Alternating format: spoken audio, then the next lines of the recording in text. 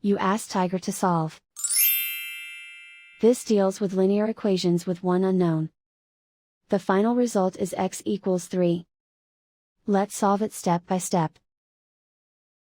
Simplify the expression. Expand the parentheses.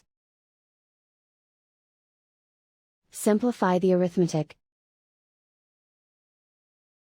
Group like terms. Combine like terms. Group all constants on the right side of the equation. Add 8 to both sides. Simplify the arithmetic.